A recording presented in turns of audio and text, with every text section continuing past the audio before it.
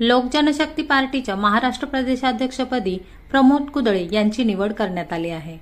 देशाचे केंद्रीय food processing आणि उद्योग मंत्री लोक जनशक्ती पार्टीचे राष्ट्रीय अध्यक्ष चिराग पासवान यांनी प्रमोदजी कुदळे यांच्यासारख्या सर्वसामान्य कार्यकर्त्याला प्रदेशाध्यक्ष पदाची जबाबदारी दिली आहे। गेल्या 30 वर्षापासून माजी केंद्रीय मंत्री स्वर्गीय रामविलासजी पासवान आणि सांगलीचे माजी आमदार स्वर्गीय संभाजी पवार आप्पा यांच्या विचाराने प्रमोदजी कुदळे हे कार्यरत होते। गेल्या 30 वर्षात अनेक सामाजिक शैक्षणिक क्षेत्रात काम करण्याची संधी प्रमोदजी कुदळे यांना लाभली। अनेक आंदोलने प्रमोदजी कुदळे यांनी राजकीय जीवनामध्ये केली आहेत। त्यापैकी प्रामुख्याने मराठवाडा विद्यापीठाला डॉ बाबासाहेब आंबेडकर यांचे नाव देण्यात यावे, कॅपिटेशन फी, मागासवर्गीय विद्यार्थ्यांना शैक्षणिक सवलती मिळण्याकरिता अनेक आंदोलने उभी केली आहे। लोक जनशक्ती पार्टीचा येत्या काही काळात राज्याच्या पक्षाचा विस्तार करण्याचा प्रयत्न करणार आहे आणि दलित, बहुजन, मुस्लिम, वंचित समाजाला पक्षाच्या माध्यमातून न्याय देण्यासाठी यापुढे प्रयत्नशील राहणार आहे, अशी माहिती नूतन प्रदेशाध्यक्ष प्रमोदजी कुदळे यांनी दिली आहे। फूड प्रोसेसिंग मंत्री चिरागजी पासवान यांच्या नेतृत्वाखाली लोक जनशक्ती पक्षाच्या महाराष्ट्र राज्याच्या प्रदेशाध्यक्षपदी माझी परवा निवड झाली। या निवडीनिमित्त आज या ठिकाणी आपण पत्रकार परिषदेचं आयोजन केलं होतं। केंद्रीय मंत्री रामविलासजी पासवान स्वर्गीय यांच्या नेतृत्वाखाली गेले 30 ते 35 वर्षापासून मी सामाजिक, शैक्षणिक, आर्थिक या सर्व क्षेत्रामध्ये मी काम करत आलेलो आहे। गेल्या 30 वर्षांमध्ये विविध आंदोलनं आपण महाराष्ट्रामध्ये आणि महाराष्ट्राच्या इतर ठिकाणी सुद्धा जाऊन आंदोलन पासवान साहेबांच्या नेतृत्वाखाली केलेले आहे। गेल्या 30 वर्षांमध्ये आपण मराठवाडा विद्यापीठाला डॉ बाबासाहेब आंबेडकरांचं नाव द्यावं, विद्यार्थ्यांच्या कॅपिटेशन फीच्या संदर्भामध्ये आणि इतर जी काय समाजाच्या दृष्टिकोनातून आंदोलन करायची होती ते त्या वेळेला मी केलेली होती। त्याचं सर्व श्रेय आज 30 वर्षानंतर मला महाराष्ट्राचा लोक जनशक्ती पक्षाचा राष्ट्रीय अध्यक्ष म्हणून आज मला मिळालेला आहे।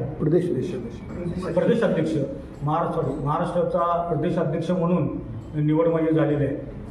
आम्ही सध्या NDA सोबत आहोत। महाराष्ट्रामध्ये NDA सोबत असल्यामुळं आमचे जे महाराष्ट्रामध्ये जे काही कार्यकर्ते आहेत त्या कार्यकर्त्यांनी संपूर्ण NDAच्या पाठीशी उभं राहण्याचा निर्णय लोक जनशक्ती पक्षाने घेतलेला आहे। येत्या विधानसभा, येत्या जिल्हा परिषद असतील, पंचायत समिती असतील, महापालिका असतील, त्याचबरोबर आपल्या ग्रामपंचायत असतील, या सर्व स्थानिक स्वराज्य संस्थांच्या निवडणुकांच्या मध्ये आम्ही पक्षाच्या वतीनं भारतीय जनता पार्टी आणि NDA या मित्रपक्ष या नात्यानं आम्ही महाराष्ट्रामध्ये सर्व ठिकाणी आम्ही जागा लढवू, निवडणुका लढवू।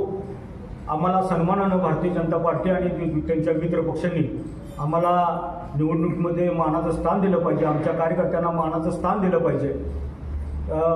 देशाचे पंतप्रधान भाई नरेंद्रभाई मोदी यांनी सबका विकास, सबकी साथ, सबका विकास असं म्हटलेलं आहे। जर दलित समाज असेल, त्याचबरोबर मुस्लिम असेल, वंचित असेल, त्या सर्वांचं आर्थिक महामंडळ आहे, त्या आर्थिक महामंडळातील जे आर्थिक निधी असतो तो निधी महाराष्ट्र शासनानं वळवण्याचा प्रयत्न चालू केलेला आहे असं समजलं जातं प्रसारमाध्यमाच्या माध्यमातून।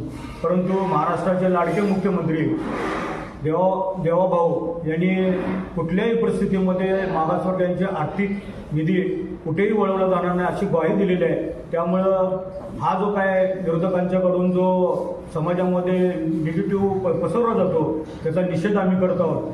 जर देवाभाऊने असं कुठलंही निधी, मागासवर्गीयांचा निधी कुठेही वळवला नसेल तर आम्ही त्यांचं स्वागत आणि अभिनंदन करू आणि लोक जनशक्ती पक्षाच्या वतीनं आम्ही त्यांना विनंती करू की येत्या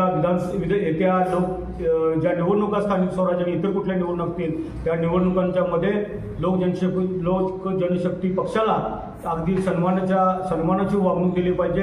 त्यासाठी चिराग पासवान यांच्या सभा जरी लावा लागल्या तरी महाराष्ट्रामध्ये आम्ही वेळोवेळी त्या ठिकाणी सभा सुद्धा देऊ काल परवाच्या विधानसभेला सुद्धा भारतीय जनता पक्षाकडे आम्ही मागणी केली होती की चिरागबाईंचं जर आपल्याला कुणाला सभा पाहिजे असेल तर त्या सभा आम्ही त्या ठिकाणी देऊ. पण भारतीय जनता पार्टीनं त्यावेळी थोडाफार पुढाकार घेतला आणि एकच सभा ती मुंबईमध्ये लावली. परंतु माझी महाराष्ट्रामध्ये इच्छा होती की चिरागबाईंच्या या निमित्तानं जर सभा झाल्या तर निश्चितपणे कार्यकर्त्यांनाही प्रोत्साहन मिळेल आणि विधानसभेच्या उमेदवारांना आता जे मतं पडले त्याच्यापेक्षा चांगल्या मतानं दलित ओबीसी आणि वंचित समाजाचे मिळाले असते. धन्यवाद.